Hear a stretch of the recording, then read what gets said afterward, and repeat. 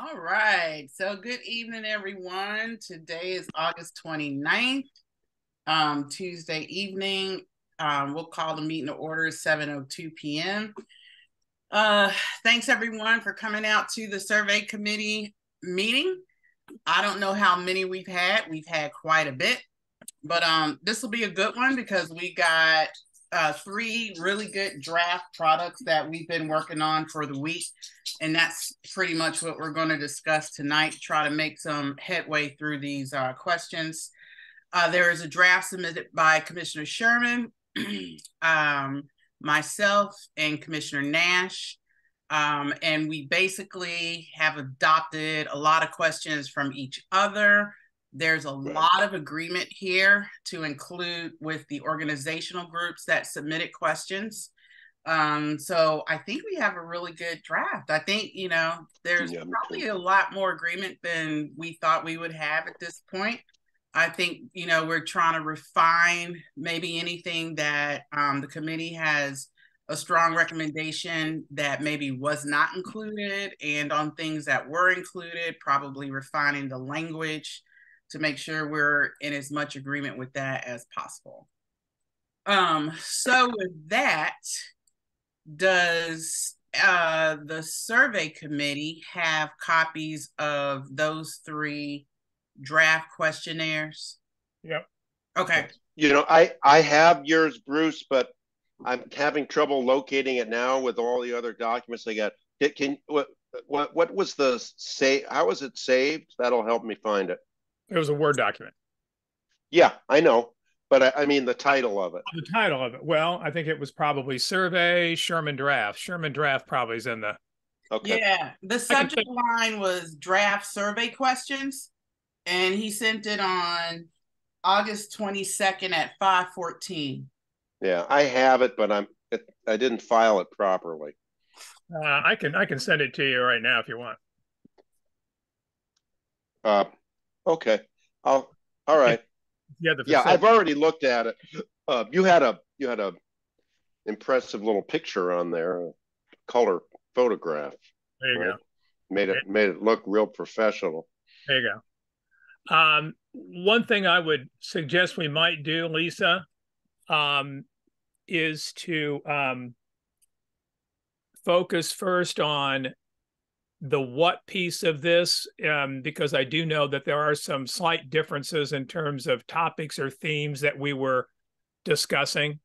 So, for example, on the top of your survey, one that picks up, I think it was probably the suggestion of Chevy Chase Voice folks to ask about how informed people felt and where they got their information. It's just a suggestion. We might start with discussing whether we think we need that on the survey, or not, right? Just as I think we should go through them and start let's start with general views on redevelopment and see where we are. Steve just sent the thing. He said, I don't have any audio. It's probably your computer, Steve. It's definitely not us. So I agree. If we could, because Jim, I don't know if you got a chance to look at Jim's third version. He also, okay, great. He, so Steve's audio is up, which is great. Had an additional question on there. So, and let me look at yours, Bruce. Let me just see. Well, Bruce, let me ask you a question. Out of the suggestions, so maybe this will help the audience too, because I'm thinking they haven't seen these. Right. So try to help make this easy for you all. On my version of the survey, I did headers for general views on redevelopment of the Civic Core. And then the second major header was potential design elements. And the third header was demographics. So we're kind of talking about that first header, which is questions related generally to the redevelopment of the Civic Core. Has nothing to do with design preferences or elements or anything like that.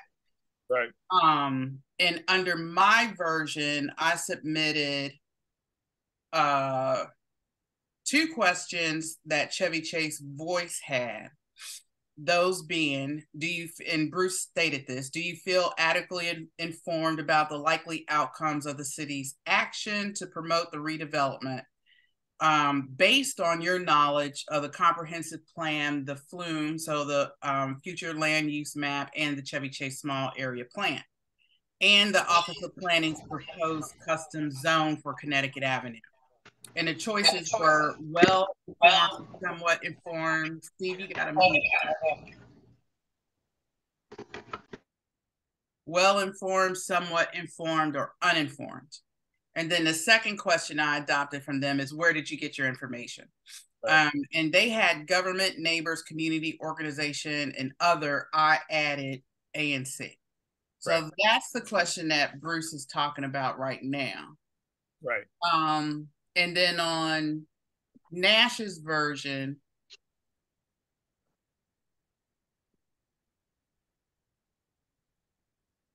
he has and I don't know if this one came, I don't know where this one, Jim, you might have made this one up, but it says in accordance with the Chevy Chase small area plan, as well as a comp plan, the city is proposing to redevelop the civic core to include a new library, community center, and housing. Are you in favor of this proposal to redevelop?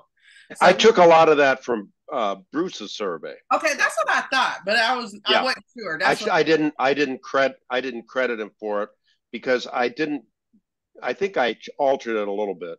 Oh, you're right. And actually, let's go to that next, because I think all 3 of us have that question on our version. It's just tweaked slightly. So I think Bruce is right. By starting out with the 2 additions from Chevy Chase Voice, I had that on mine, which might be the difference. So I'll start out by telling why I added that. I thought it was a great question, and I was kind of like, okay, why aren't we asking this? Because it does assess our community's knowledge of this process and how that information is getting out to them. So I think it's a lot of value in the question, because I think we're going to see just how well people are informed and where they're getting their information from. And I think that could help us as an ANC, and it surely could help the city if they're willing to listen to it. And we've all been kind of saying all along that the people that are getting the information are the people that are hyper-focused on the issue. I mean, there's people, I was talking to a constituent today who, basically said there aren't any issues in the ANC. So it's just who's paying attention, how they're getting the information, and is that efficient? So I thought that it would be a really good idea to include this in here and, use that information for future planning purposes, as well as informing the city, out of this major project going on in our community. Here's the folks that really know about what's going on. Mm-hmm. So that's my view on it. Commissioner Gosselin has his hand. So let me go to Commissioner Gosselin, then Nash. Yeah, let me say that if we are going to ask it, I think we ought to ask at the bottom, not the top. This is my concern is this effectively says, do you know enough to take our survey? I know we've said in the lead-in pattern that you don't have to be an expert, but this then runs us in the exact opposite direction. Frankly, I don't understand why. I don't think this is going to be very useful to us, but the chair thinks it will be. In any case, if we're going to have it, I do not think we ought to lead with it. I thought from her previous draft, the nub question gets asked in number 3, and leading with the big question seems to me to be honest and will get people to understand that, yeah, we're asking as we've said all along, the gating questions. So I would advocate leading with 3 and putting this somewhere else. Yeah, I agree with Peter. I had that concern also when I read this. I've I feel I'm pretty informed, but I thought, that's off-putting. Secondly, if you're going to ask it, I think you should add listserv to the options. Third, I think there's a problem in as much as the chances of the people who take the survey are more likely to be well informed than the people who don't take the survey at all. And so you're kind of asking for sampling error. And finally, you are relying on self-assessment. And in my experience, people often believe they're more well-informed than they are, or vice versa. And so I'm not sure how reliable any of that information is going to be. Okay. So I'm skeptical of its value. Okay. And I would agree with Peter, we should lead with the big questions. Okay. As a former journalist. Commissioner Sherman? Yeah, all of the above. And in addition, where we have I have no opinion, it's a bit of a proxy for, it's not exactly a proxy for I don't know or I don't have enough information. We also could include a category of I don't have enough information on this particular question to decide it, which would give us specific to the question background. We could have a response category in that, in other words. Mm-hmm. Okay. Susan? I'm just looking whether you include the question or not. That's what I want to weigh in on. I don't think you want to start, do you feel adequately informed? You want to start, you want to say, how informed do you feel about? Okay. It's a minor but important tweak. Yeah. Okay. Yeah. Okay, so I'm not tied to these two 100%. If you guys feel like we should strike it, I will strike it. Just as a little process thing, as we go through these, Lisa, we can kind of park it and say, we'll come, I hear you. There are some other questions that we come across, and the number of questions in total will be a concern to us as we go through this as well. So I guess for now it's parked. So okay. We could call it parked. I mean, I think there is some value in the question. Don't get me wrong. I'm just I'm mindful of the length, right? Yeah. Okay. So then we can move on to question number 3. Which is the one I think we all kind of agree on. Now we do ask it a slightly different way. Yeah. And Lisa, can I just jump in here again and ask you, given the fact that we only have an hour, if the outcome of tonight were that we would have an agreed upon set of themes, that would be a great accomplishment, because we've talked about another meeting to look at how the questions are worded. I know in the past meetings, we've spent a lot of time on a particular question and its wording, and it can chew up all the time we have in the evening. So if we went through this and said, yes, this is a question we want to ask, we can come back at the next meeting and say, how do we want to ask it? And our consultants can also have a little bit of time to look at it and further think about how to help advise us, if that makes sense. Yeah, that's fine. Okay. So number 3 is per the Chevy Chase Small Area Plan, the city is proposing to redevelop the Chevy Chase and library site. The idea behind the redevelopment, and I added, so this was a little tweak to Bruce's language. The idea behind the redevelopment of the community center and library is to leverage a public asset to create a public good at minimum cost to the district taxpayers. Which response best expresses your view? And I think I left the responses, Bruce, you could tell me if I've changed it, but I think I left the responses as Bruce had. No. No, yep, I did tweak them a little bit. So we all have this question, and like Bruce said, we can come back and look at the language later. But I think we're all in agreement that we should ask this question. Yes, we are. Although I have climbed down from my exalted mountaintop philosophical reservations about asking this with some strong ideas about how at least we should ask it if I'm going to agree with it. And so this is really the one question I probably care the most about.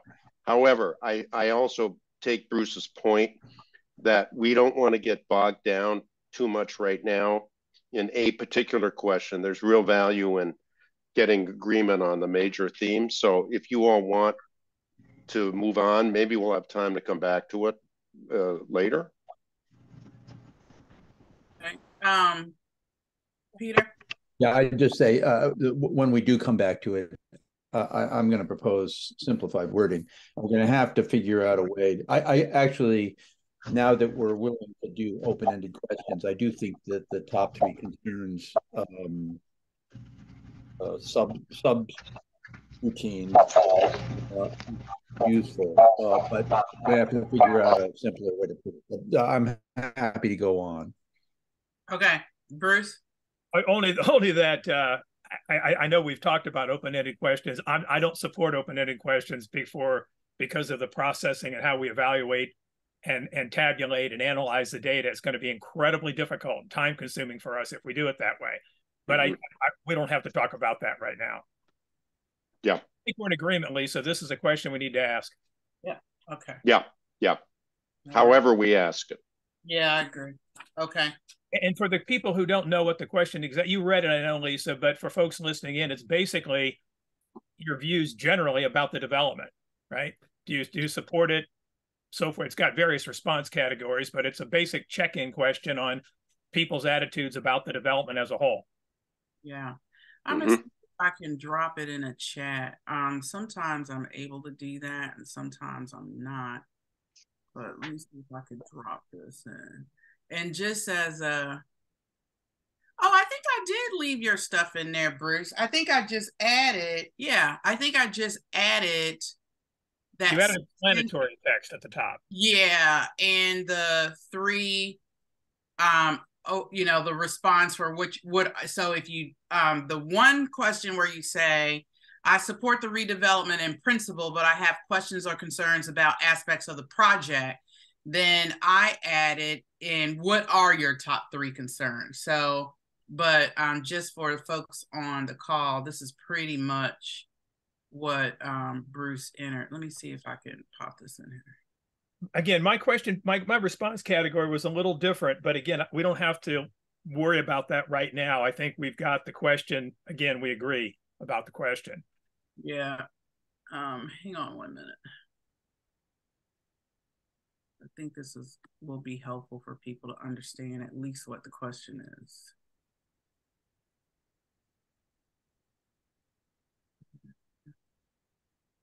There we go. One point I want to make, though, I'm sorry, this is my last meeting, so I hope commissioners will indulge me just a little bit on this. I feel it's really important that we include something that I think I only have, and that is allow people to say that they are for housing, but they don't trust the city to put in really affordable housing. Because I heard this from a number of people. And I think that really needs to be an option. And it will be very valuable if we find out people are opposed to affordable housing or housing entirely, because they just don't think the city's going to do it. That I really would like to know if there are a lot of people like that. I've heard that from people. Mm-hmm. I really think that needs to be one option. Okay. All right. Next question, I just put in the chat.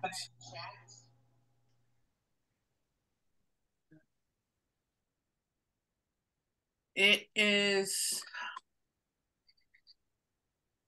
on Commissioner Sherman's version and my version.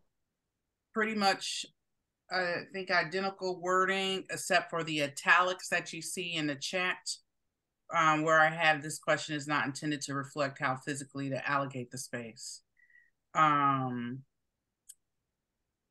and it basically says, if you have 10 points to assign weights to each of the proposed primary civic core uses, how would you assign these points?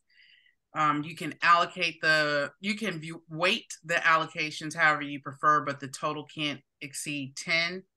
And the 4 selections were, yeah, and I did add a new, so a little different on the wording, but basically a modernized community center, a modernized library, affordable housing, and open green space. Those were the 4 options. So in terms of commissioners, how do you view asking this question? Gossip? Well, so let me just say, I think we need to simplify the categories. So either modernized or new, but just don't drum roll it. And we don't need a recreation benches, park. No, you're on the wrong part, Peter. She's one up from there. No, he's talking about, I just want to, for now, yeah, we're just talking the 10 points that. Yeah, it's in there, but just a yes or a no on the question, and then we can come back to critique the wording. I thought you're on question 1 of potential design elements. I am, but Peter was reading off the selection number 4, which has outdoor green space. I added for public uses, and then I listed the public uses. Okay. Do we agree that this should be a question that should be asked? Yes, I think this is also a popular question. Okay. Just on the design of the survey now and the difference between this question and the first question, they're related questions. I included it in mine, and I just wanted to note I did because I thought that it does give people another way to express their opinions, their views about the overall development. So it's akin to the first question, but it fleshes it out a bit more and begins to look at trade-offs a bit in priority across the different elements. Right.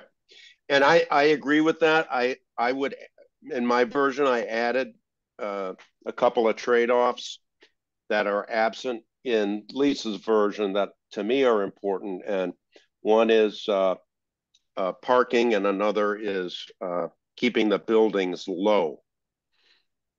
And I certainly, that's for later. I agree with Jim on adding parking. It's not green space. And I'm not sure this is the place. I do think we're going to have to address height. We do lower down. I think we need to find another or an additional way to do that. But I'm not sure if this is the place to do it. But I do agree we need to address it. But I think parking here is another piece of property, a claim on the property. So we do have in the survey lower down questions on both height and parking. I like it as worded by Bruce, because one of the things I think that he was trying to get at with this question is primary uses of the civic core site. And if you think about the primary uses are the library, the community center, the green space, I might have changed it to say proposed. I think I did. Proposed primary uses and housing. So parking is not really a primary use. Got it. But so we can all come back to that, but we all are in agreement that we should ask this question. Right. Awesome. Right. And I also, but Lisa, did you mention this is the category heading? No, and design elements. I was just going to do that. So now, just for folks that haven't seen the document, we switched over to potential design elements. So the first header really falls under our objective number 1, to get at concerns. This potential design element section falls under our objective to influence the RFP and to make sure that we know what design elements the community wants, so that we can respond properly to that RFP. So before going on to the second question, Cal has his hand raised. I wanted to touch base with him to see, let him ask his question. Well, so my comments are about the previous question. I couldn't get my hand up fast enough. two things. One is it says the city is proposing to redevelop. I thought the city's way beyond the proposal phase. They've got money, so maybe that word could be changed. Okay. And the second thing is to Jim's point about wanting that question about that option to say that about people not trusting the system, so to speak. And the thing is, I'm concerned that having that very specific one gives weight to one perspective that other perspectives, many perspectives up here that large numbers of the community have. So I have some concerns about that one, being listed at that point in the survey. Okay. Note that, and we will come back to that. Fair point. Okay.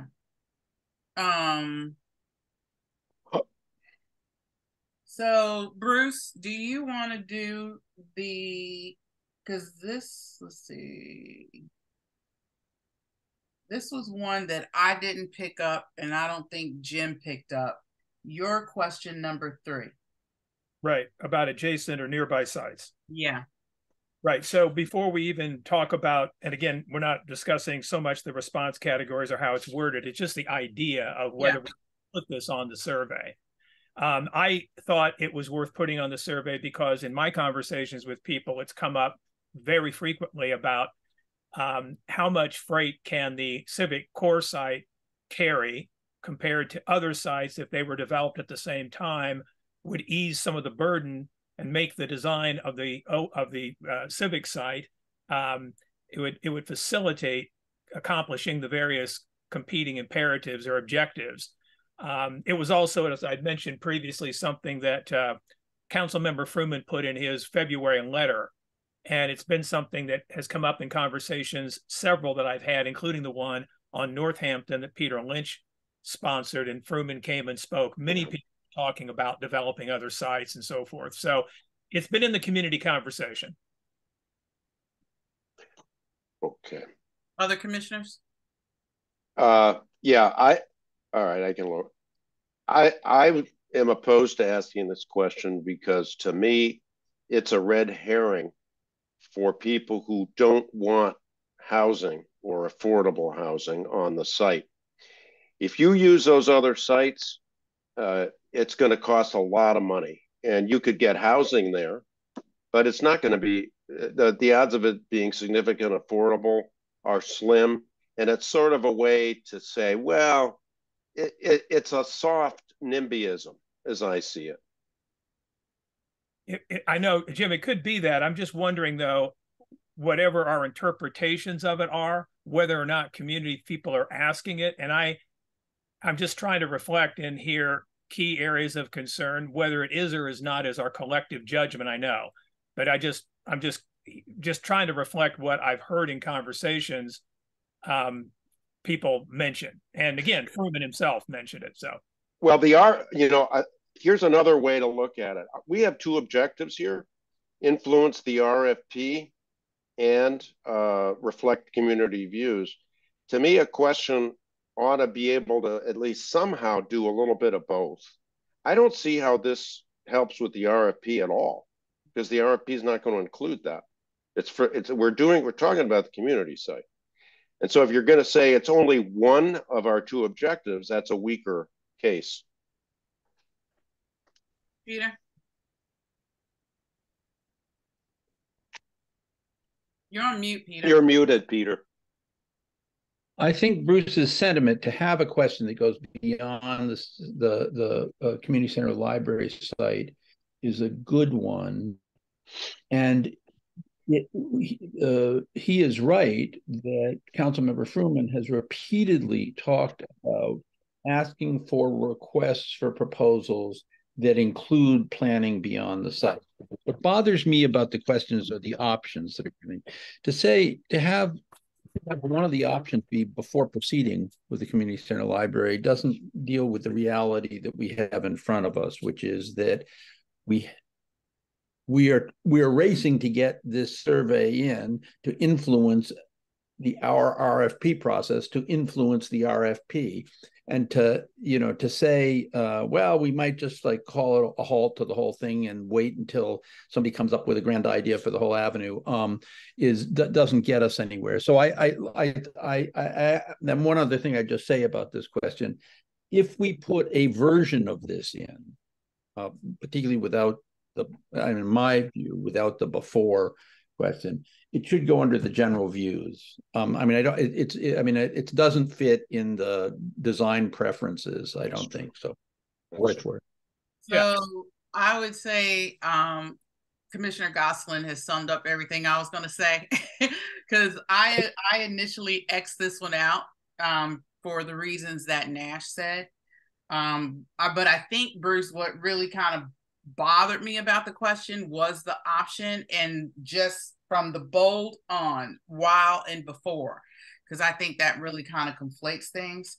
But I do think, after going back and I looked at other sites, our RFP processes, I do think that we could probably craft it in a way that could go in either general view or redevelopment preference, because the community could have a preference that the RFP includes adjacent sites.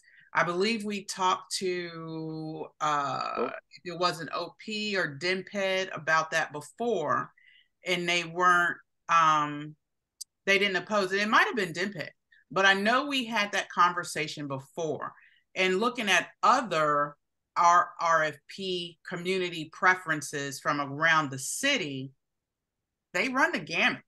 So I do think that we could should include a question on adjacent sites, which initially I wasn't too in favor of.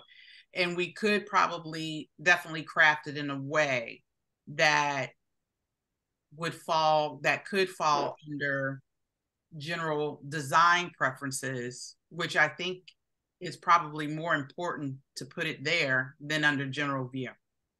I'm fine with that. This is really about deciding what we want to ask, how we do it. We obviously need to take a look at in this question, as you're indicating. So if we're good with including a question on nearby or adjacent sites, then we can come back to how we word it, of course.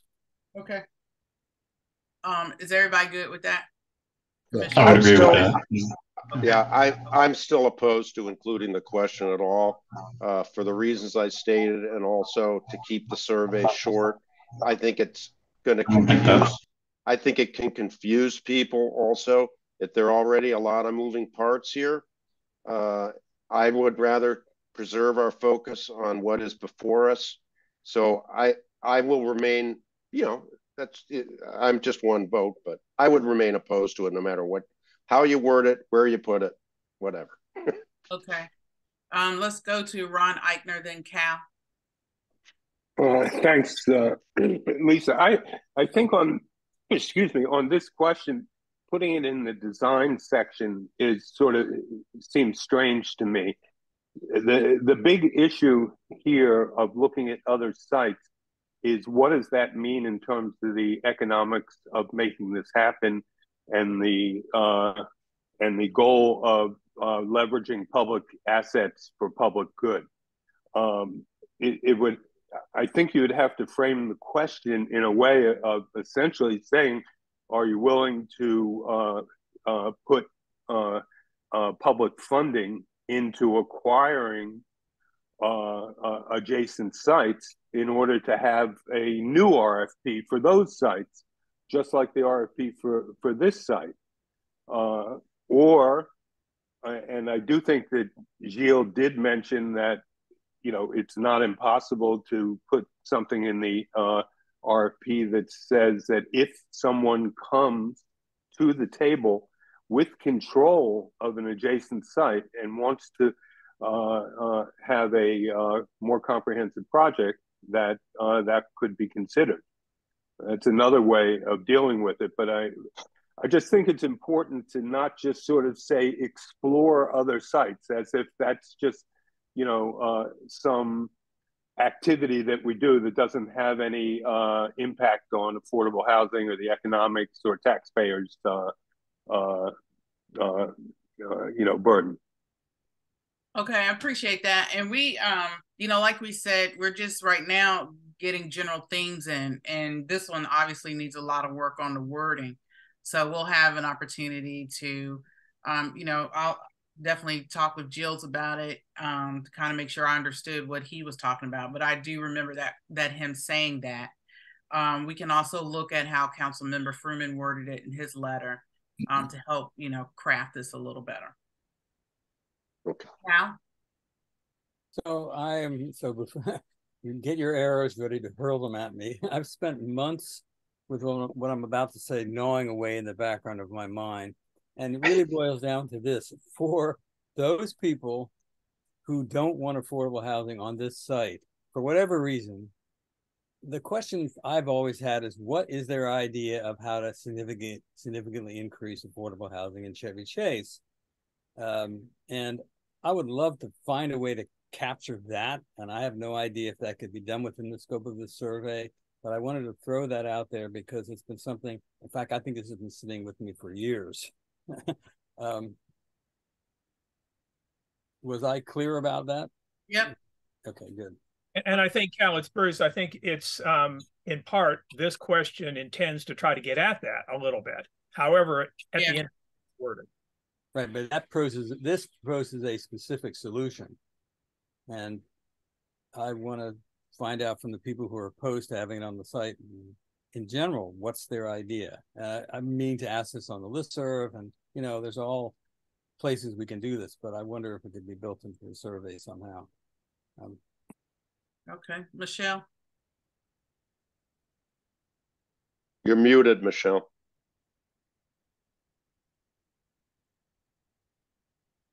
You're still muted. Unmuted and muted yourself again.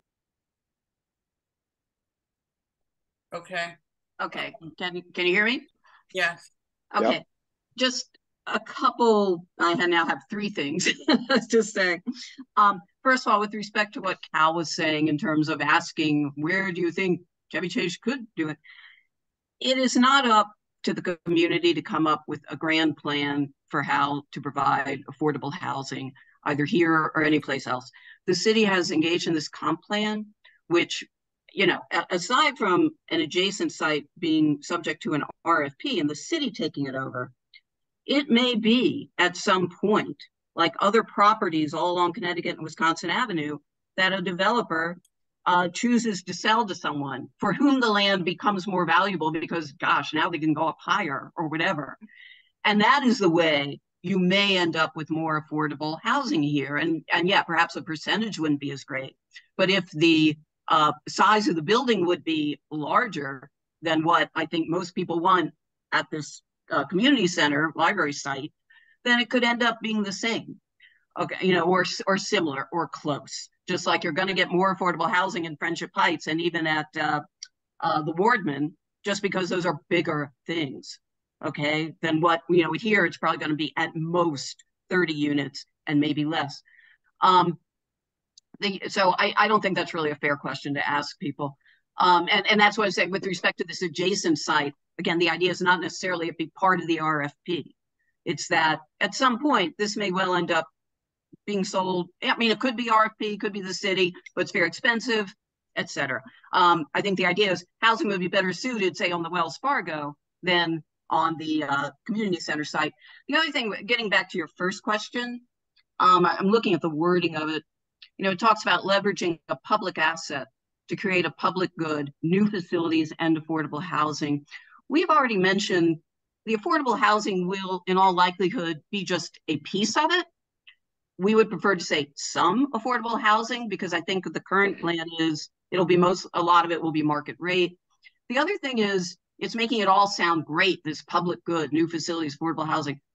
We are very much in danger of losing the outdoor recreation space, which is important. So I can't see what the answers are to your question, what the options are for people to answer. But this question seems a little bit,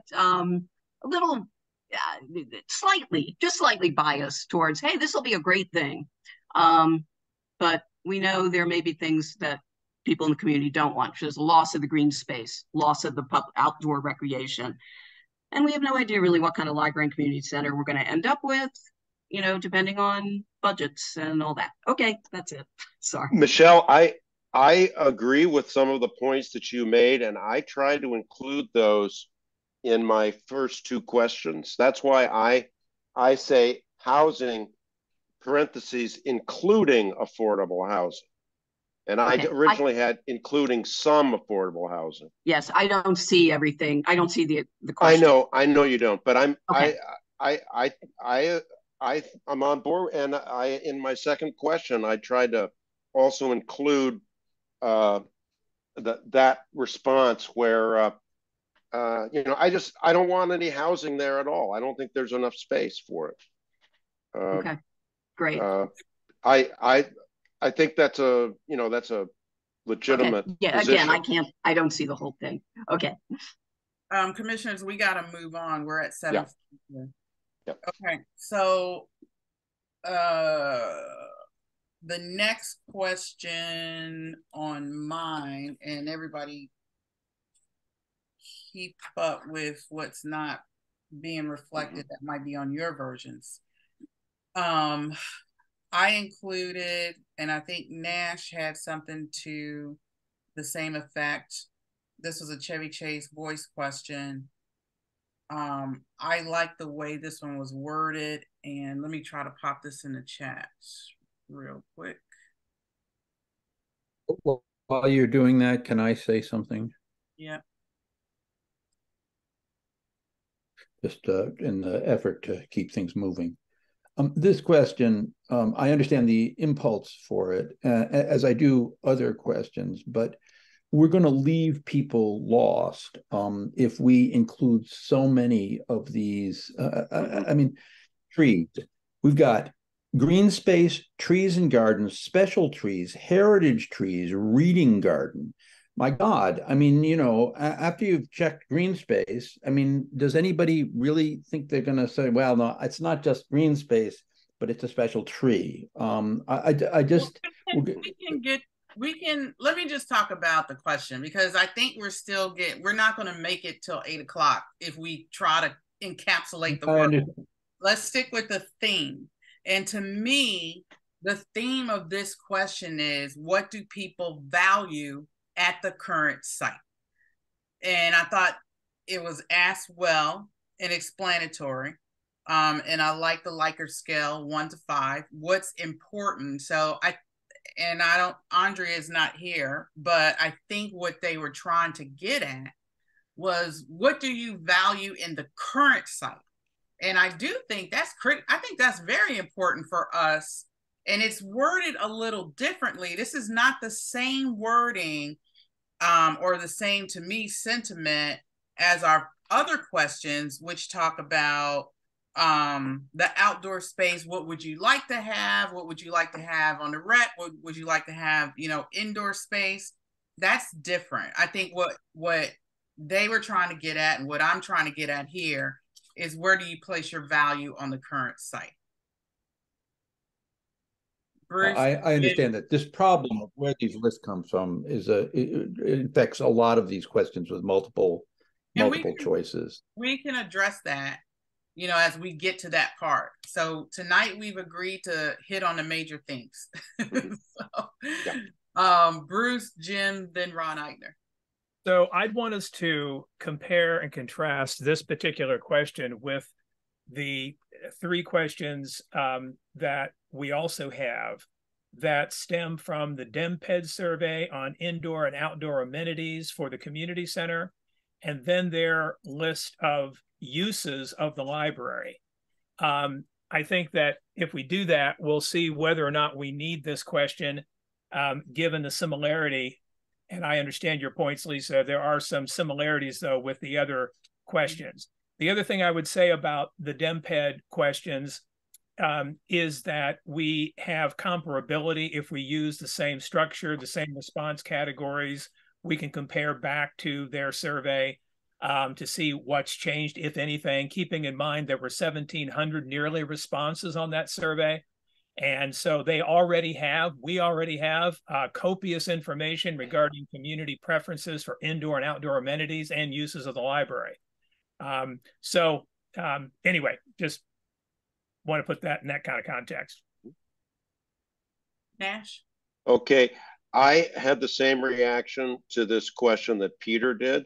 It was too many things. Like a friend of mine used to say, just too many things. So I pared them down the way I did it in my survey. And since these are trade-offs, I preferred to use the 10-point approach, which I tried to use the 10-point approach throughout for consistency. But I think we can move on because we all agree somehow we have to ask this question about how to use the outdoor space. It's critical. And so we'll just have to, at another time, figure out how we're going to do that, right? Yeah, well, this one is still different in that it's not asking how to use the outdoor space. It's asking, what do you currently value about that site? Which to me is different. It's saying, here's the things that I value. It says, please signify the importance of the existing features. So that's the difference. So you're basically, in this question, telling the city what is currently important to you as a community about the site. The other questions are basically saying, okay, we're going to redevelop. Here's how I would like to see. And here's the outdoor features, the indoor features, and the space that I'd like to see in the new site. I see. I missed that, Lisa. And so I would rather forget about the past and focus on the future. That's the way I framed my question. So for what it's worth. Okay. Ron? Excuse me. I said this last week, I'll say it again. This sort of question is the more stuff you put in there, the better. From the designer's point of view, I want to see what's important to the community, because it's not like you're going to pick 4 of these things and not do the rest. If you see that the reading garden and the heritage tree are important, maybe you put the reading garden around the heritage tree. You know, you're giving the designer qualitative guidance as to how to put all these things together, how to accommodate all these activities, and the more info, the better. I would not pare this list down or the list of activities, outdoor activities that's in one of the other questions or anything like that. I would just, let people say what's important and get that to the designers, and the designers will then work. I agree. Just back on, we have to, though, synchronize this question with the others that already ask about not exactly the same amenities, not exactly the same things, but they're too similar to have 2 questions like this on the same survey. So we'll have to just work it. Yeah, Bruce, you're probably right. But, again, this is not all that special. This is, public outdoor space outside public uses. The designers will have done it before, and they'll know what to do with the info. No, but there's already info on here is what I'm saying, Robin. There's always, but anyway, we can come back to the response part that we're trying to focus on the themes here. So, and I think we can make it clear that this is talking about a current value. I mean, I think we can make this clear, distinct enough, or this question distinct enough from the others that our community is not going to get confused by the 2 questions. So with that, in terms of themes, is this a good thing to leave on? Sure. Yes. You mean, is it a design themed question? Yeah. Oh, sure. Yeah. Value, design. Yeah. However, yeah, definitely under design. Yeah. I just want to see how we squared away with other questions we've already got, but we can, Yep. yeah. That's Okay. fair. All right. So I'm moving down.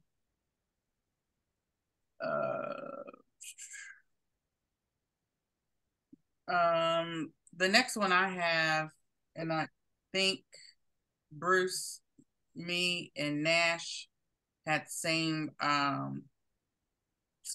thought train here, was regarding the city's request for proposals for redeveloped community centers. So I'm on mine number 3 under design themes, although the project could be undertaken by, so Bruce, I did tweak this wording a little bit because I think you said in your wording about a profit developer, I added in nonprofit developer because it could be either or. But we basically say this means while there is flexibility as to the percentage of affordable housing units, they will not constitute 100% of the project. Recognizing this, what percentage of affordable units at the community center library would you consider at the minimum acceptable? And then we say 30, 40, 50 plus, and then I support letting market rate factors. And Bruce, I don't know if your wording was a little, your wording was a little different because you had, I do not support, and then I have no opinion. But the theme here pretty much is trying to get at the community's, what the community prefers in the percentage of affordable housing units. Yeah. The one point I want to make here is, to me, this is a different category, not design. Wasn't a category housing as part of the redevelopment? Yeah, I just put all of that under design. I wouldn't. It's really, I'm trying to keep this centered on our objectives, and I'm trying to keep the headers to our objectives. Of the affordable housing, what it looks like and all that stuff, that really fits under design preferences. Or, I mean, unless we're asking, a general view question, which I don't consider this to be a general view. I think this is more, in terms of design, what we prefer in terms of the number of affordable housing units. Yeah.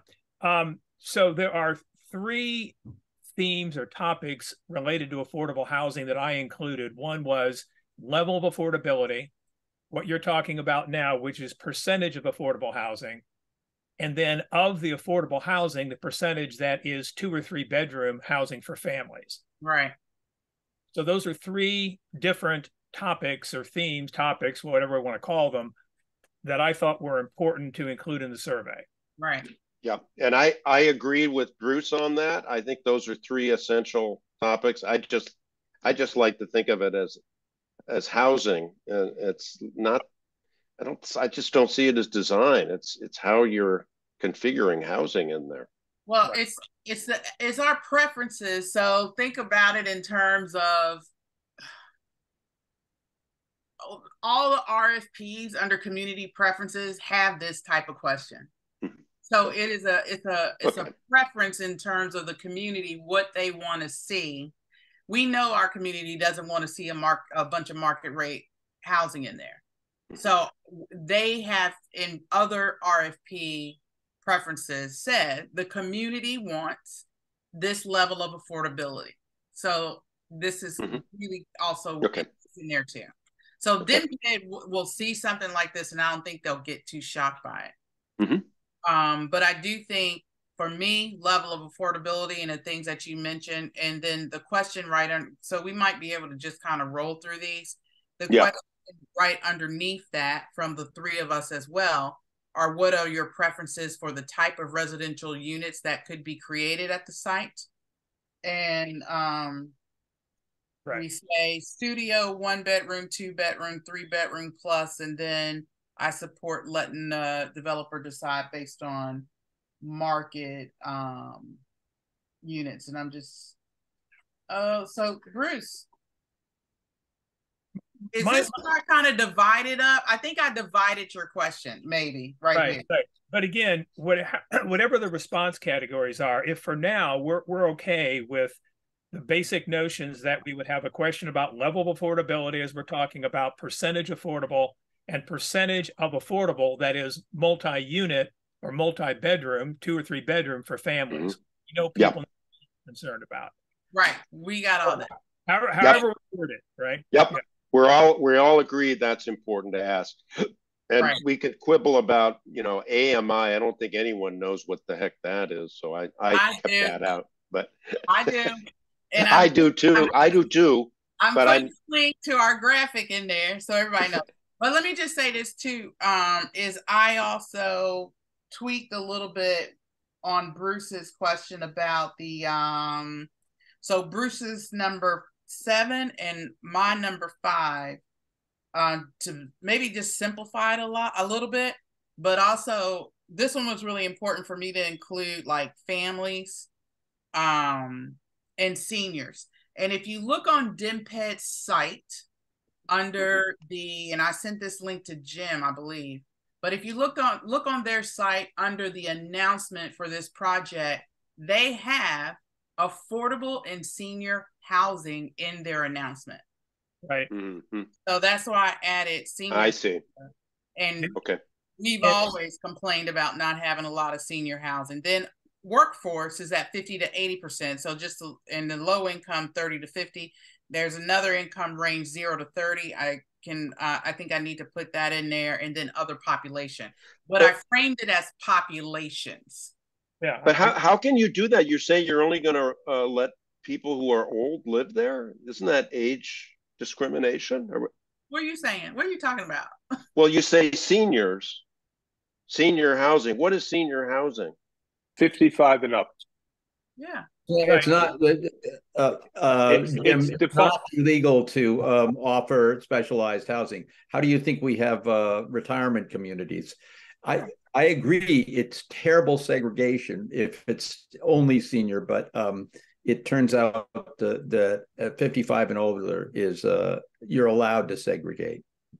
Yeah, but just and again, we're getting into the response categories. We're okay with the affordability. Right. Yeah. Okay, Ron, let's go to you real quick. I would just super quick, because I know Bruce is right. Those are the 3 categories. In terms of response categories, I would just add on behalf of Ward 3 Vision and WIN is that we've been pushing for 100% affordable and a 30 to 80% affordability range for 2 years now, and I'd love for people to be able to choose those options since they've been out there in a position paper for a long time. Okay. We don't have 100% on the level of affordability. I mean, the number of, affordable units, but under the population served, what I call population served, and also under Bruce's, we do have, we segregated out as 30 to 50, 50 to 80, 80, 100% of AMI. Well, IZ is 50 to 80. Yeah. And then lower income is generally 30 to 50.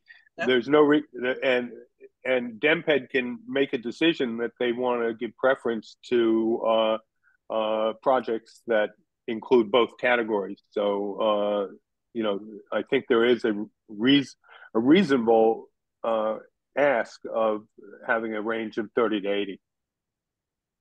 And anyway, can people check more than one of these responses, by the way? You know what? We can delve into that when we're like finalizing the wording and everything. I mean, we definitely could set it up that way. Yeah. And Ron, there is 50% plus on there. I agree. I'd like to see it 100% affordable too, as an option at least. But it says 50% plus. Yeah, I know. I mean, you make the legal case, but we want to make the advocacy case with DMPED and, going all out. No, I agree. I think that should be a response, 100%. Yeah, I agree. 100%. I don't mind that either. Okay. 100% affordable. I know we're at... I'm not the timekeeper, but I know it's. I know. I'm trying to get through. We're moving. I know. We just need more time. Yeah. Okay, can we keep going, commissioners? Yes. Okay, let's go, and then we'll come to community in a bit, but let's try to. And if you have something that we've already touched on, we'll come back to it. So this next one, trade-offs. So we get into the trade-offs, and we talk about, I think this was Bruce's as well. And it looks like Ward 3 Vision, Sherman, Gore, Nash, and Gosselin all had this in common.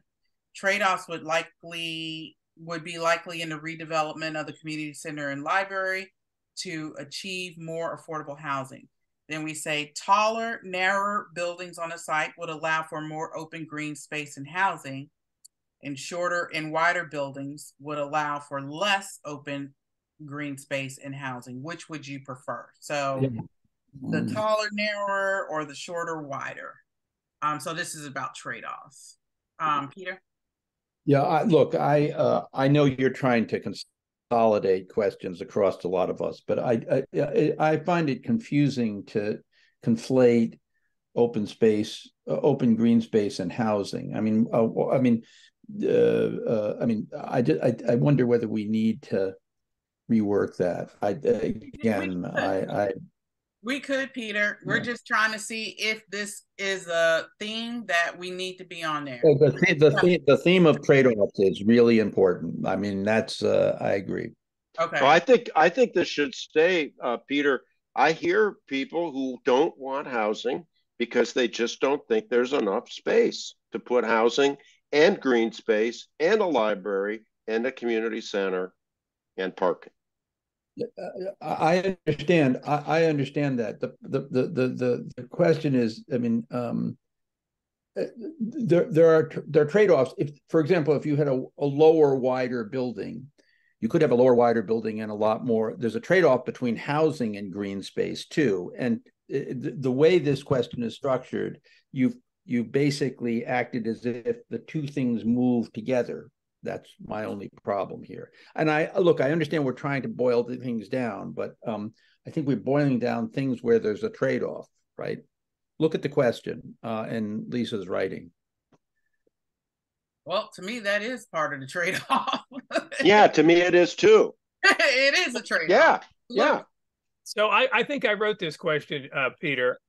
So the thing here is that we're grappling here with size. We know size is a concern.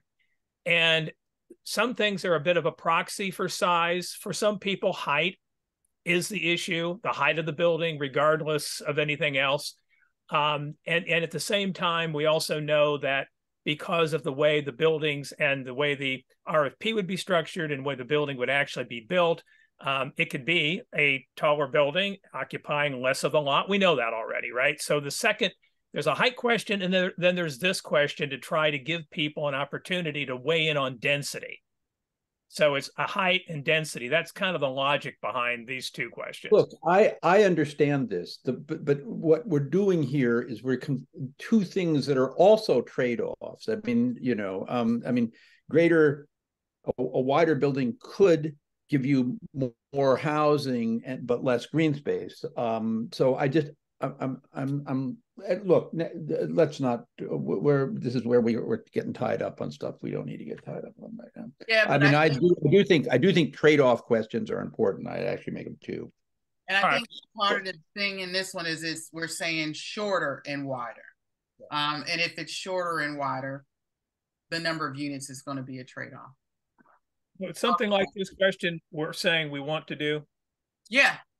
Yeah, trade-off questions are important. That's right. And since the height is joined with this in terms of size, can we go to the size question, just the height question, since that's on various people's surveys? Is that my number 7 and your 6? My number 5. Your number 5. Oh, 7. Yeah. Okay. So that one is the city's proposed new zoning for the community center library site would allow a building up to 80 feet in height. What is the maximum height you would support at the site? As a point of reference, the current community center and library are each 36 feet in height. And then I think I added the current zoning along the stretch allows for 55 feet in height and I added 5333 as a reference point. And then the preferences are, looks like they're the same, no change. Oh, yeah. So I don't have a problem. I don't know why I took that out. I missed that, Bruce, 40 feet. So 40 feet, 50, 60, 70, 80, and then I have no preference. Yeah, so basically it's just, again on terms of deciding the whether we want this on the survey or not, a height question. Yeah. We want a height question on the survey. Yes, we do. We do.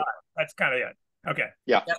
All right. Okay. Let me take a break and go to Michelle, then Ron Eichner.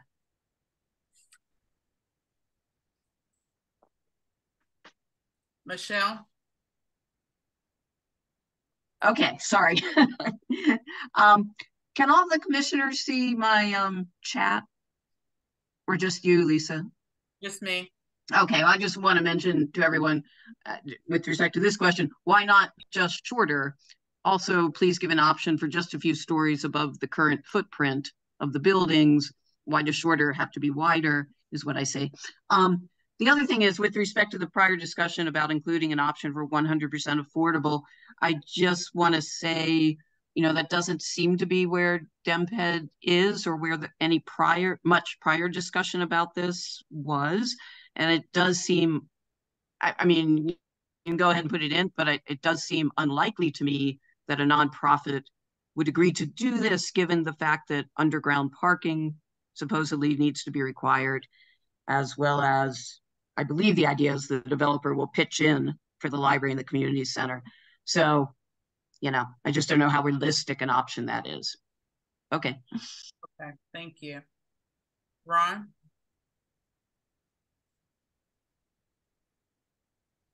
Muted, Brian. Sorry, I know nobody's going to like this, but I think in the choices under height, there should be a choice of having it the same height as existing apartment buildings in the neighborhood.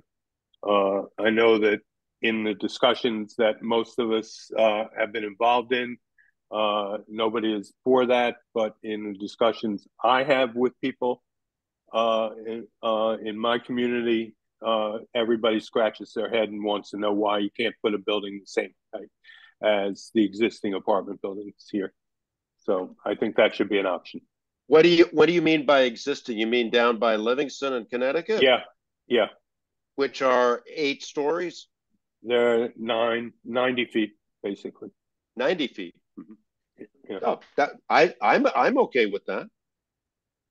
Great. Okay, it's a response category though, right? We're asking. Yeah.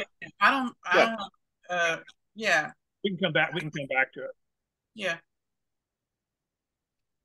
I mean, they exist. They're there. Yeah. So. Yeah. Okay. So we can think about that when we're tweaking the language. Okay. So the next. I have my hand up. Oh, I'm sorry. Go on, Cal. Yeah. So this is something that you just talked about that's been a sticking point for a long time, is why the difference between the blocks north of Livingston and the blocks south of Livingston, I think needs to be made clear, because they're not the same. They're not the same. This is a very different look and feel, and it's got commercial things. And so building a 90-foot building has a very different impact there than it does in all the blocks south of Livingston. Okay. Exactly.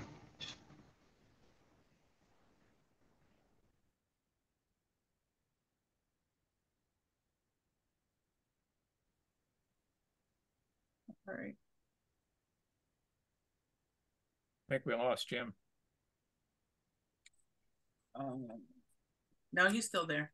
His camera just came. Okay. Okay. So now we are moving.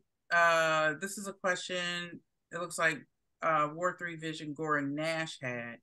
The small area plan recommends that whenever possible, this goes into parking. Parking should be below grade to allow for more people-oriented uses, such as open space, blah, blah, blah, blah, blah. Do you find this reasonable? So it's starting to transition into parking. So our first question on this is just, do you find underground parking below level or reasonable? And the follow-up to that is, would you use underground parking? So I know parking, we want it as a theme. I don't think there were any other parking questions on there, but these two as suggestions. So there are parking responses in other questions.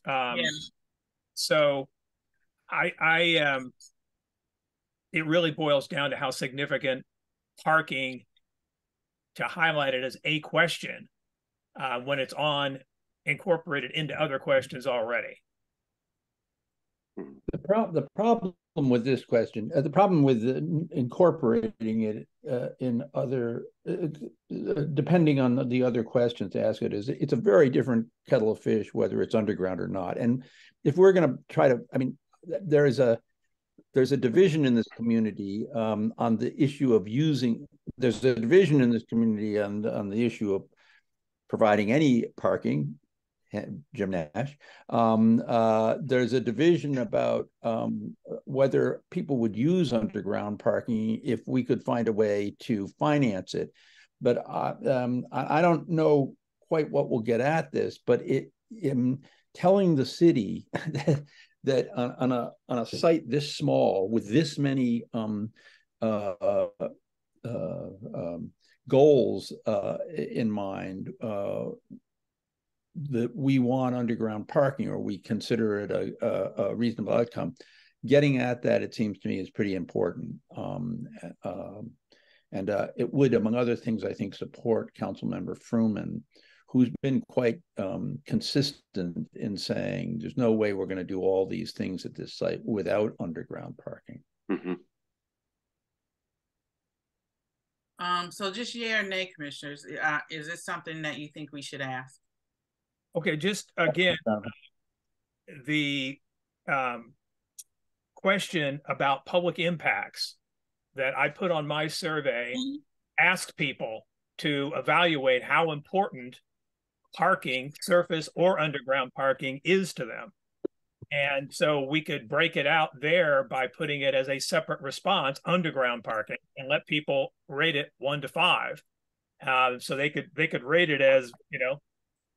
Where are you? What question? So it's my question number 4, Peter, if you've got my survey. Oh. It's about public impacts, and parking is one of them. Yeah. I mean, I think, I don't see the issue. And on mine is number 14. I mean, I think there we're just basically asking, you know, do they see that as a concern? Here we're getting, I think, at a little bit more in-depth information in terms of also usage of that. And is, you know, does the community see it as a reasonable option? I think parking has been an issue in the community, a big issue for a lot of people, that it definitely, to me, deserves dedicated questions to that issue. It does to me too, but I think the question of will you use underground parking is not a good question. If the only parking that's there is underground, people will use it. If there's an option to go on ground or above ground, people will go above ground. To me, the real question is, do you want more, the same, or are you okay with less parking? And then we should ask, you know, we should just ask, do you want underground parking? Because if you have underground parking, you'll have more green space. So usage, to me, doesn't make a lot of sense. Yeah, I guess we're agreed that we want a parking question. Yes. Yeah, I was just getting ready to sum it up as saying, we want a parking question. We just don't know how we're going to refine it. Right. Because to me, if you say, do you want more, less, or the same parking level on the above that you currently have, everybody's going to say, I want the same. Yeah. I mean, I'm not. I wouldn't say that. I want less parking. But then also, there are people that have said in the community that they would not use underground. They have definitely said that. So it's, this is not as clean as I think we might think it is. And we probably are going to have to noodle how to answer these parking questions, but I think we can all say that we want parking questions on here. Yeah, and I think that one of the things that Jim mentioned makes sense, which is phrases as a trade-off question. Yeah. Right. I mean, yeah, it's a trade-off. Because it is a real trade-off with open space or housing or anything. I mean, right? Certainly right. open space. Okay. Michelle, go on. I see your hand up, and just while Michelle is on. Sure. Yeah. Just one quick comment to what Ron Eichner was saying about asking you to ask about, why can't it have it be the same size as other apartment buildings further down the street? Again, one needs to remember this is outdoor recreation space. Do you really want to be, in what little space will be left? Do you want to be in the shadow of an 80-foot building? And for the 75 kids that participate in a summer camp there, when they go out to play in whatever little space is left, do you want it, in the shadow of a huge building? In the summer, I do. Well, no, actually, you'd rather have trees. Okay. Trees are better for that, Jim. Okay. Thank you. And then Michelle also had in the chat about the underground parking. She talked about how Commissioner Chang often spoke about in her conversations with people that they said that they hated underground parking and the difficulty that seniors may have in navigating it. Or that was from Elizabeth McPike. A lot of seniors have a hard time with underground parking. And then Michelle also added, the Chevy Chase Library is the only library with parking in Ward 3, according to library staff. He said that people frequently tell the library how much they appreciate the fact that there is parking. Completely agree. Okay. All right, so we got that. Now, the next ones, and I think we could probably do these real quick. I think we all pretty much agree with the next question. So on mine, 10, 11, and 12, where we talk about, and we kind of had discussions about this, the outdoor amenities, the indoor amenities, and then number 12, as form follows functions. This is Sherman, Bruce wrote it. I agree with it. Design features for a new library. Well, and it piggybacks on the DMPED survey. How do you envision using a redesigned library? Can I just go on, Peter? Yeah, again, this is a general question with these long lists. Just take 12, for example.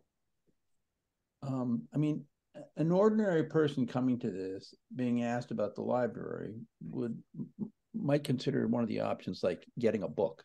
It's not there. So these lists got to be. It's on 10 we have seating 5 times. It's just I just wonder whether we're an ordinary citizen not involved in this debate arrives and has really thoughts about whether they want seating for a social group, seating to watch sports courts. I just think that these lists have to feel as if they cover a universe that makes sense. So Peter, again, these come from DMPED. We can tweak the response categories, right? But yep. I only cite once more that they had 1,700 responses. They've already analyzed those. They've tabulated those. People went through that survey. They answered those questions. But we can tweak them. But we've got a starting place at least with their questions and the responses that they ask yourself this, Bruce. What do you think? Maybe Ron, if he's still on, he could answer this. What do we think? Even if there is a big division between shade in summer and shade in winter, what the hell does it mean? And what designer is gonna? I just there's stuff here. My problem with the DMPED survey is I didn't think it was very good to begin with. Just by copying a bad survey, it doesn't get us it gets us comparability, but little else. So I agree with Peter, and I cut out that way back down in my thing. I thought there were too many silly questions or options there. Yeah, So but I disagree. By the way, I do think it's supposed to be sun in winter and shade in summer. I haven't seen that. Where are you even reading that, Peter? That does make sense, actually. It's what? I think from like the design perspective, to me, all of these make sense.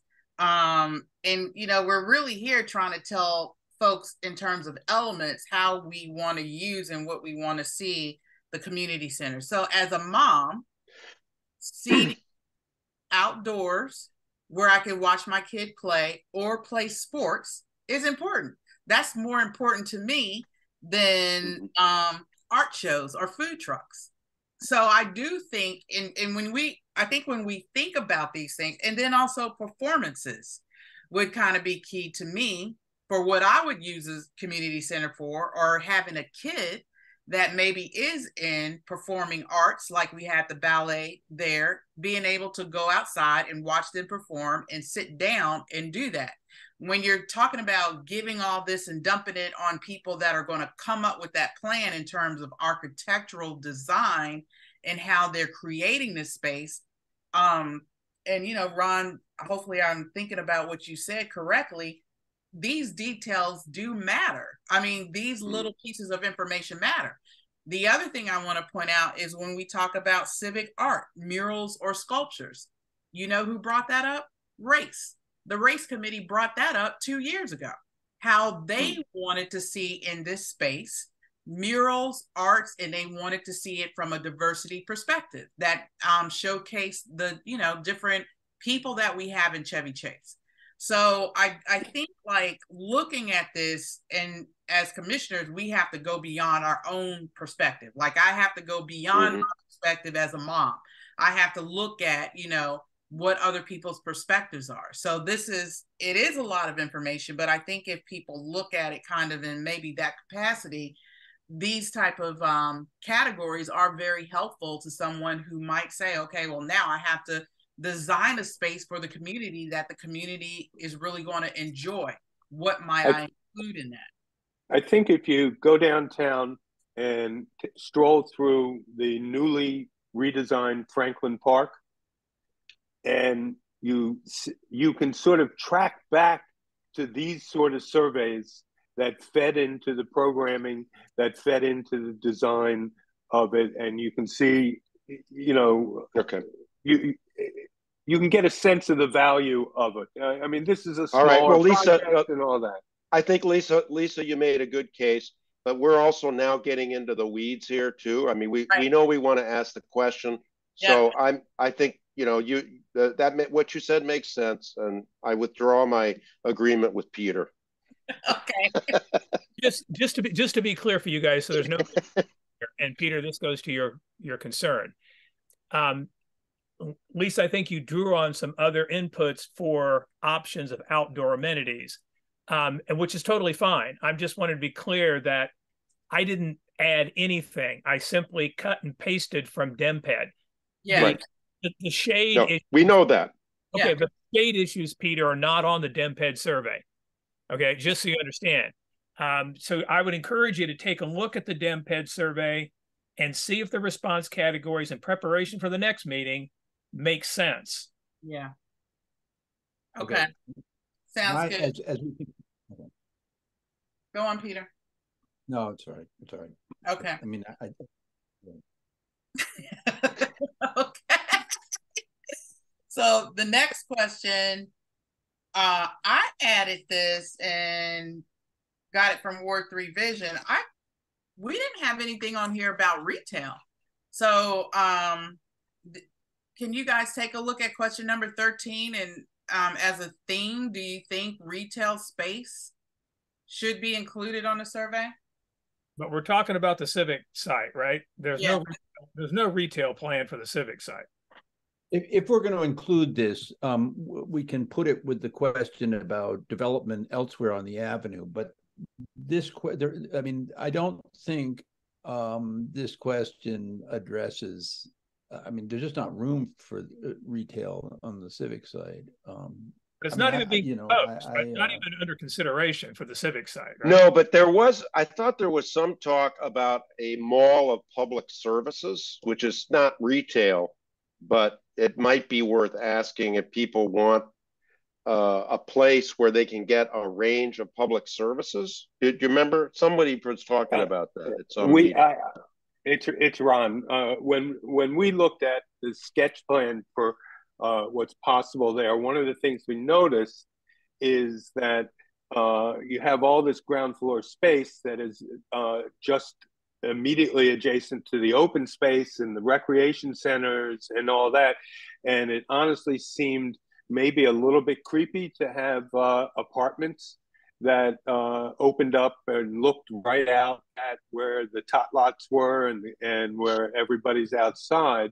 So I started to think, well, what could happen at the ground floor? And then maybe there are other uses, maybe childcare, maybe constituent services for ANC or a council member, or other sort of non-resident, non-commercial, non-residential uses that might fit. And I think this question, as I read it, could be sort of rejiggered a little bit to not focus so much on retail, but on non-residential uses. Maybe some portion of the community center also has ground floor space on the apartment building or something for a gym or something like that. I don't know what it is. I just think there's potential. Well, then a suggestion on that score, then, on the indoor amenities of the community center, incorporate as a response some of these things that would be additional, so people can weigh in on them. They're not on the DEMPED survey now, the responses, but they could be.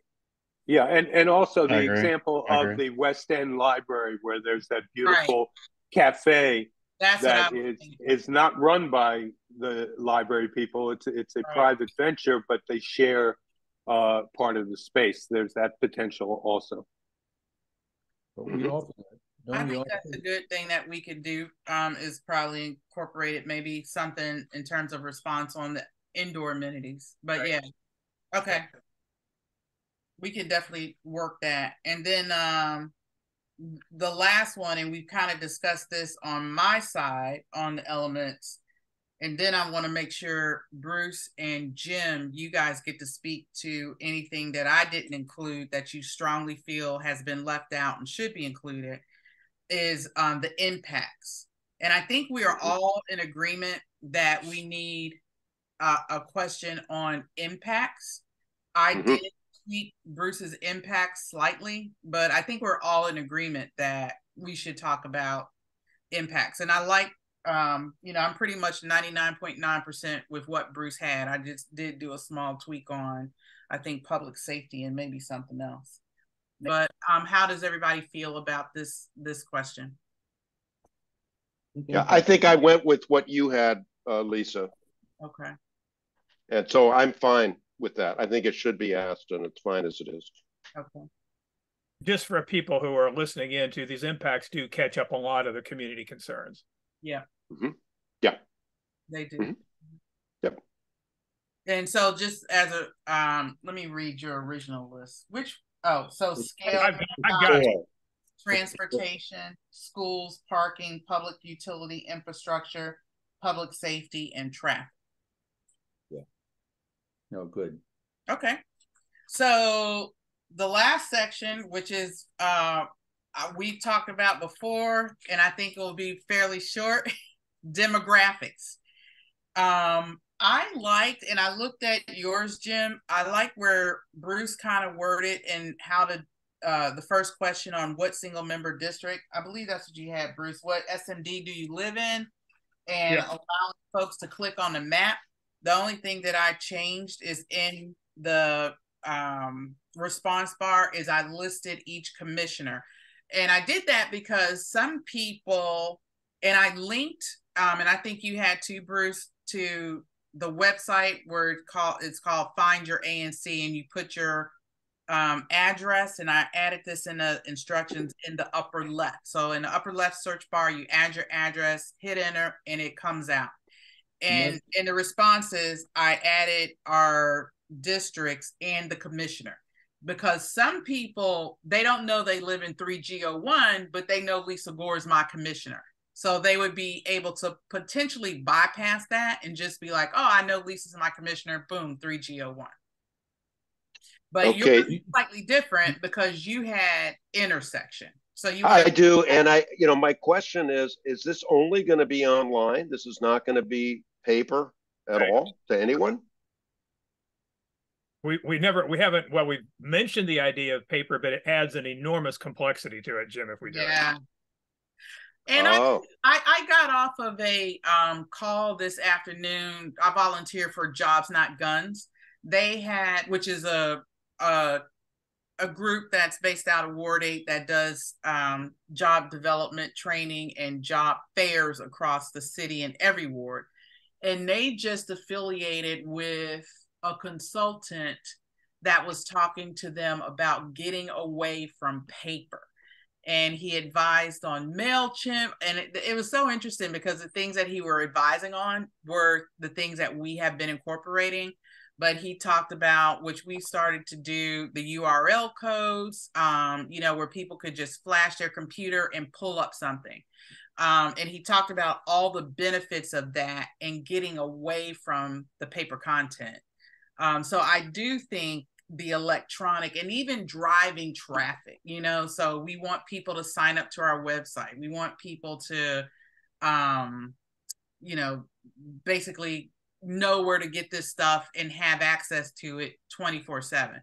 So he did talk about the benefits of that.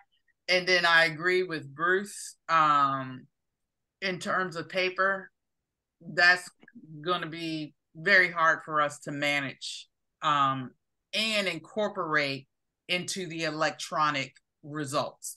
So regardless of what survey tool we use, it's going to tabulate that for us. And if we have to go to paper, we're going to have to tabulate and retabulate. So bandwidth wise, we don't have that. That's just my suggestion on it. Peter?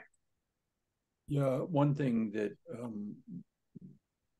the reason why Jim suggested intersections and so forth is we've heard nervousness about giving exact addresses. You might want to put in the instructions that the address won't be part of the survey, that it'll be on a city site, so that you understand what I'm saying?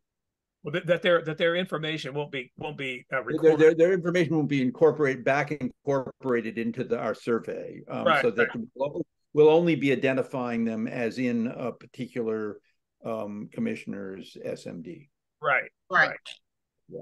So, and as for this issue of there won't be paper, I mean, one thing we might think about is volunteering for people who don't think they can cope with the issue of filling it out online, to go around to people's houses and with our computer and help. Absolutely. And you know what? We talked about one of the things that we said is that commissioners were going to go door to door to make sure that everybody had this opportunity.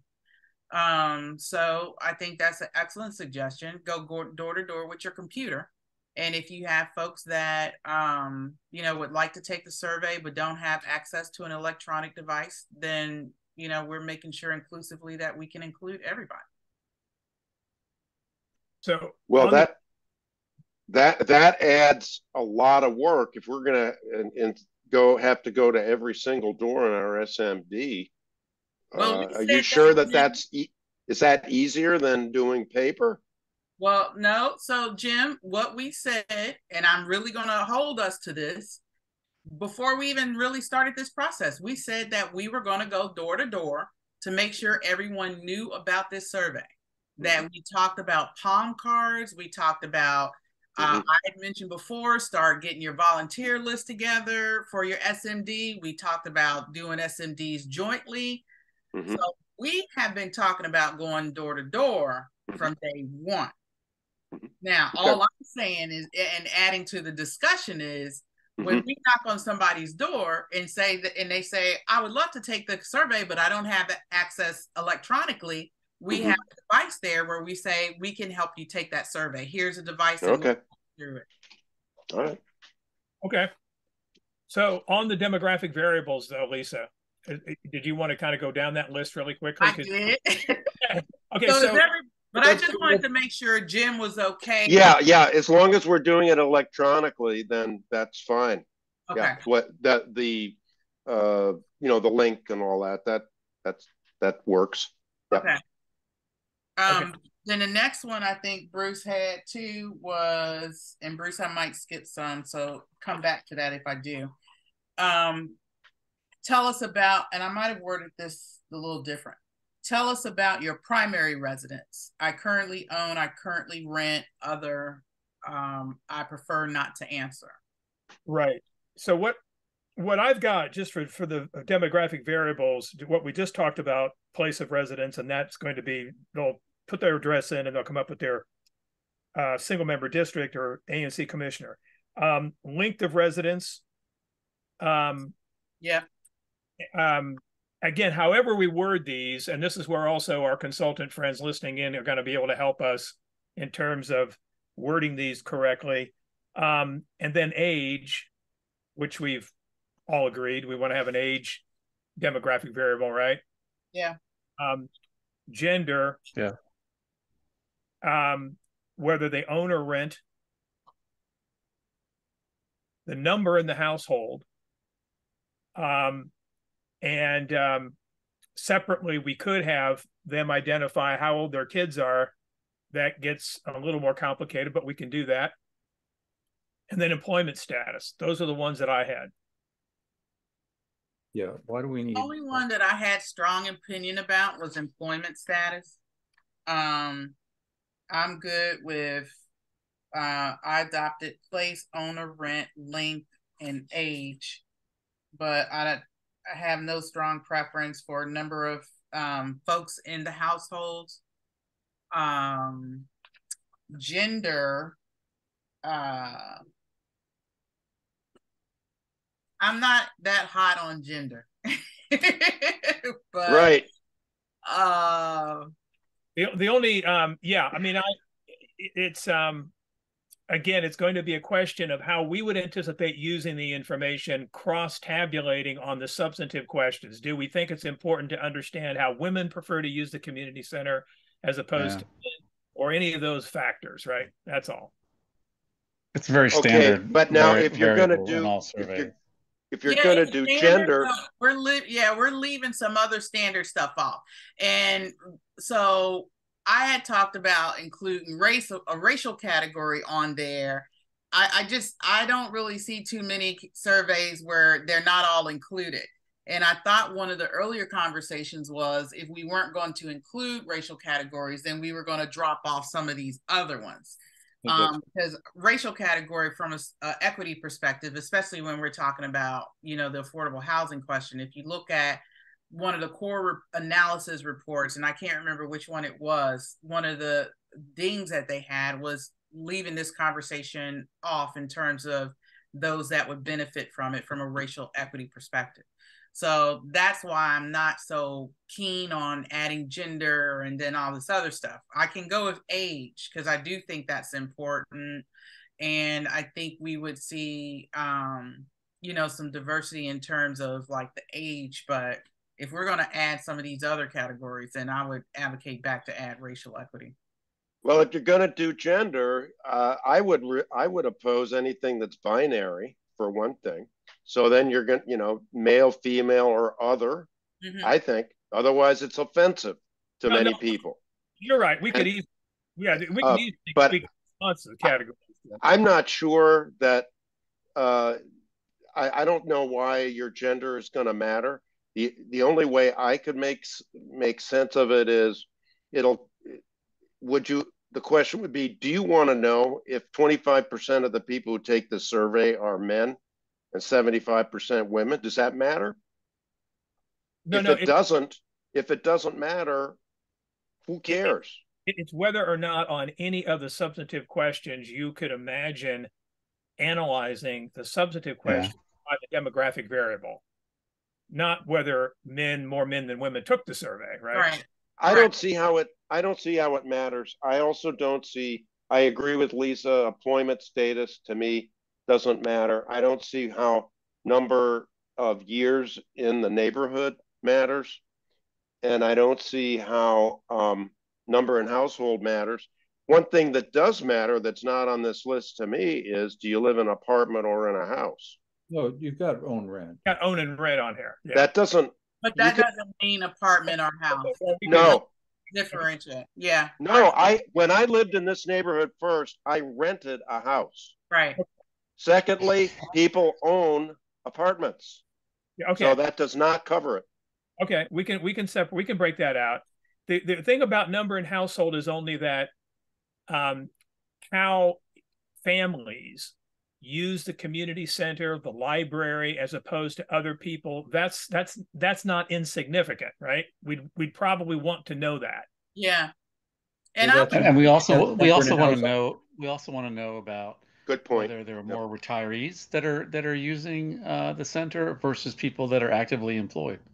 This is standard information that you want to gather. Whether or not we report it is fine, but we want to ask it so we have it in case we need to describe it.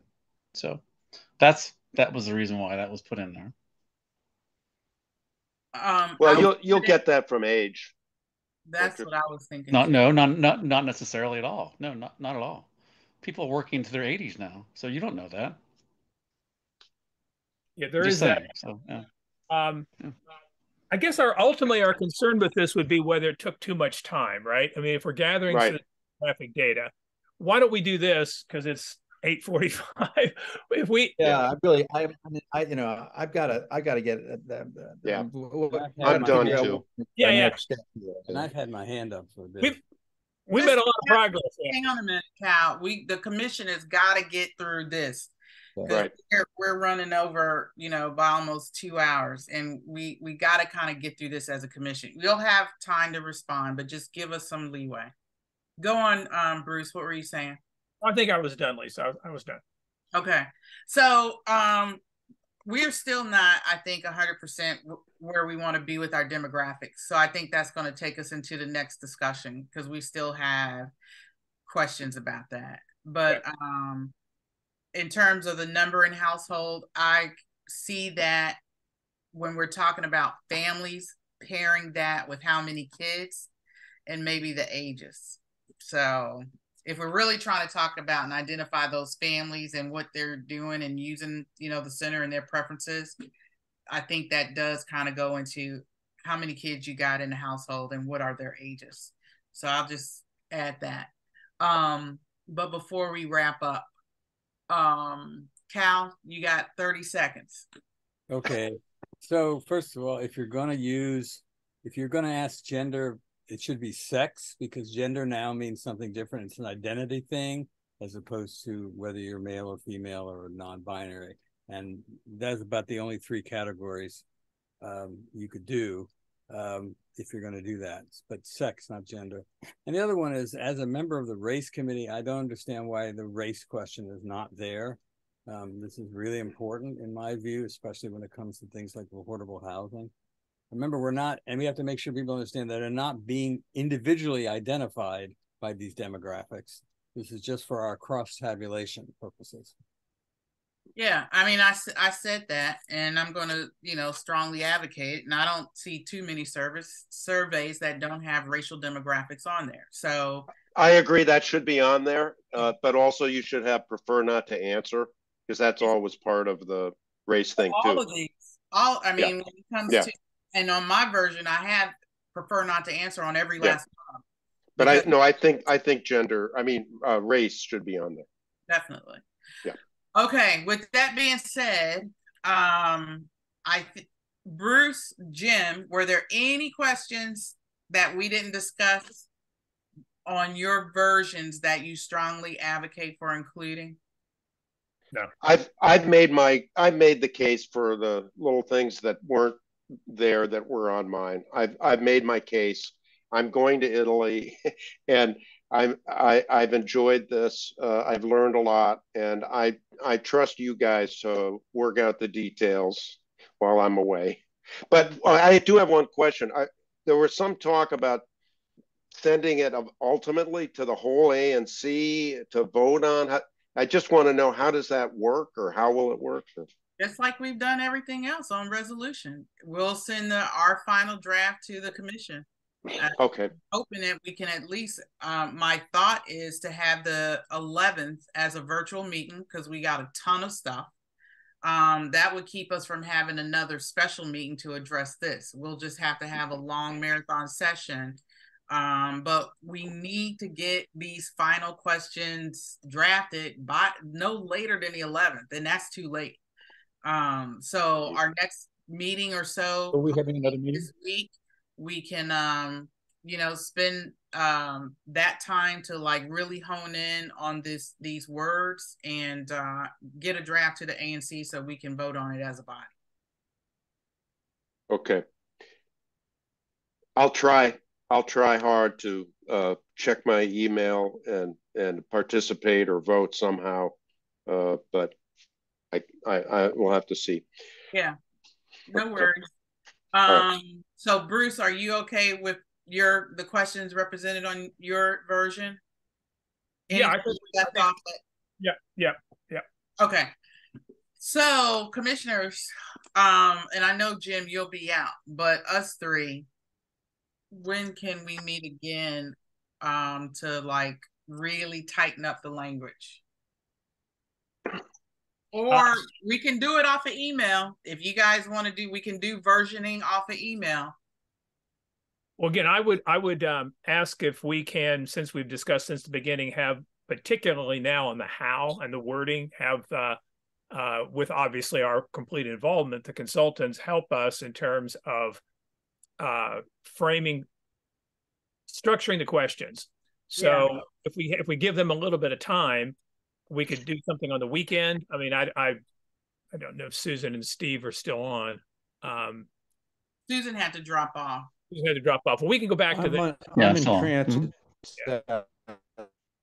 Saturday. So. Well, you want to give ourselves to? I mean, if we can do next Tuesday, but we got to complete it because that's a week from the 11th. Right. So we gotta put them on I would suggest, Bruce, maybe me and you combine into one document and then put everybody on email and at least get people starting to draft versions over email. And then on the 4th, that gives us a week. That's Labor Day Monday. I mean, I'm sorry, the 5th. We come back and find the 4th is Monday, is Labor Day. The 5th, the 5th is Tuesday. That's our meeting day. Okay. You think that's a good idea? Yeah. Okay, so we'll work on that, and then we'll get something out to everybody, and then on the 5th, that's when we got to finalize that language. Right. All right. Yeah, and if there's stuff available before then, we're available. So the sooner the better. Oh yeah, it's gonna be so me and Bruce will combine everything, and then we'll put you all on the email, and let's start working through it over email. And just to be clear, so are we looking at adding, like, for example, the race question? Because I that kind of wording is pretty standard. We're just revising some major questionnaires for the VA right now that take into account all the correct wording on that and gender and things. I can certainly provide that, obviously, for you guys to consider, just to make sure we cover everything, like Cal said, and Lisa, you mentioned too. So. Yep, that's great. Okay. All right. Good. Yeah. Thank you, guys. I appreciate. This is a great job, and thanks again to the community coming out and helping us noodle through this. Really. Yep. Ciao. Ciao. Thanks, guys. Jim, have a great trip in Italy. I'm jealous. Thank you. Yeah. Thank you. Lucky duck. Thank you all. All right. All right. Bye. Bye.